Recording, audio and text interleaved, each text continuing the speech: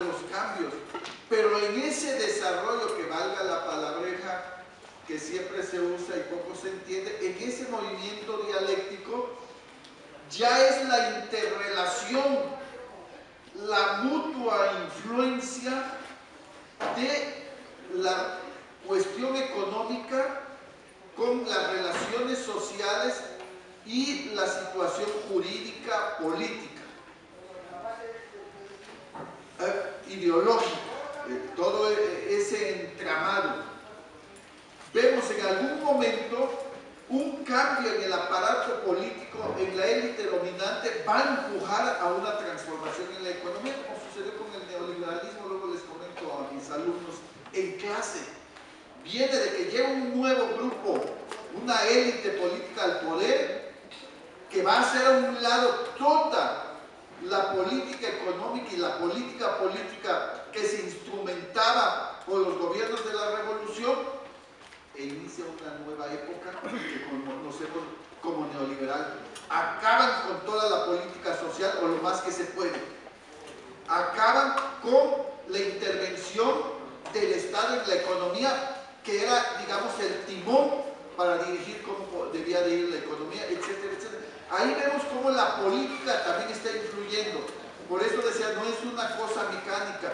Ahora, eso hay que verlo. ¿Cómo se da en los hechos? En el curso 1, el punto de partida es analizar el porfiriato y la revolución. ¿Cómo ese régimen político dictatorial, que parecía que iba viento en popa, porque hay que reconocer, el porfiriato industrializó al país de acuerdo a la época? No es la noche negra, como también explico en discursos, que escribieron los que triunfaron en la revolución. Los triunfadores pusieron al porfiriato como lo peor. Sí, era bastante peor por su dictadura, por la exclusión social, por la polarización social. Pero en medio de todo esto, unificó al país. Creó un mercado nacional, lo unió materialmente con los ferrocarriles, permitió que ahora sí las mercancías de un lado transitaran a otros territorios que antes no sucedía, acabó con las alcabalas, que eran un obstáculo para ese desarrollo económico. Y les digo, industrializó. La primera gran fundidora, se los digo a mis alumnos, la inauguró Porfirio Díaz en 1902, la fundidora de Monterrey. Eran palabras mayores, y se hizo en el porfiriato. Entonces no es cualquier cosa. Pero ¿cómo? Ese desarrollo económico se hizo en base a una bestial dictadura que generó infinidad de problemas. No había libertad política, no había educación, al no haber democracia, libertad política, era un grupo cerrado que se imponía. A la naciente clase media no le permitía desarrollarse, no había alternativas. Por eso Luis Cabrera, Soto y Gama eran grandes opositores, no tenían perspectivas y se fueron de asesores con Zapata, con Zurvilla en el momento de la revolución, o con Carranza, etc.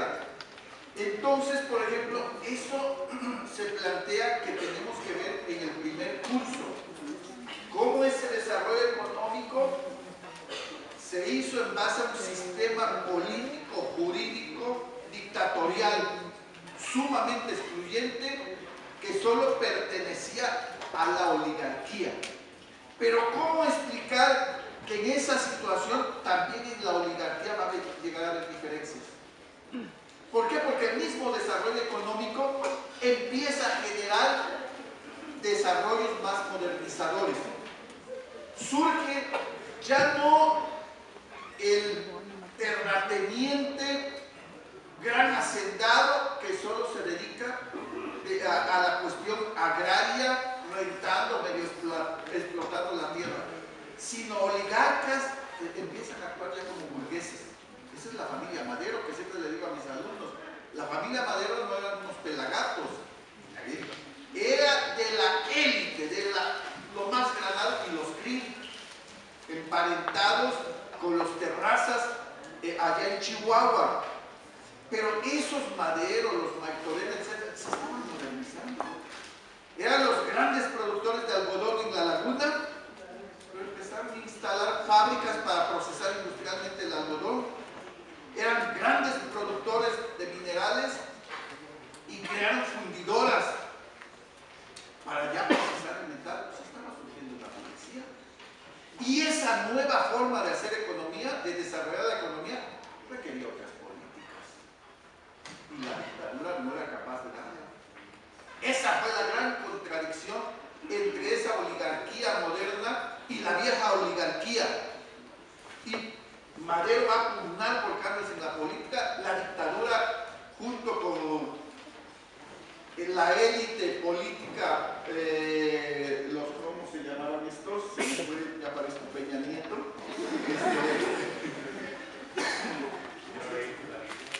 No, esa no. Bueno, entonces se cierran y esa parte de la oligarquía va a llamar una revolución. Se cansaron de tratar de convencer al dictador, ya lo último, que les dejara poner al vicepresidente. Los científicos y días se cerraron y estalló la revolución. Vean entonces cómo también la cuestión política cierra. Por eso Marx dice que el desarrollo de las fuerzas productivas en un determinado momento choca con las relaciones sociales de producción. Ese desarrollo que en esa oligarquía como la de los Madero requería ya que se abrieran las compuertas para industrializarse aún más, se nos impiden las relaciones sociales dominantes. Y al ser un obstáculo, estalla una revolución. Bueno, ahí estamos viendo el problema, ver todos esos elementos, cómo se intercalan en esa formación social, y ahí vamos a ver de manera clarita cómo hay una transformación de la formación social. Se va a liquidar primero políticamente a esa vieja oligarquía, pero económicamente va a ser hasta que Cárdenas, el general Cárdenas, llega al poder y les quita el poderío económico. Es todo un proceso complejo, lento, etcétera, etcétera. Entonces, bueno, esto es lo que pretendemos ver en el primer curso. Teóricamente, ¿qué es esto de formación social mexicana? ¿Qué quiere decir? Y luego prácticamente verlo en el porfiriato y ahí entender cómo finalmente hay una gran transformación. El país ya no es el mismo después, cambia radicalmente y cambió por una revolución. Y quizá el profesor lo quiera lograr porque ahora hay unos adocenados tipo Aguilar Camín, tipo Krause o Esquetino, que luego dicen que es cretino, que habla que no era necesaria una revolución. ¡Qué barbaridad! Se hubieran sentado a negociar, a platicar y se arreglaba todo.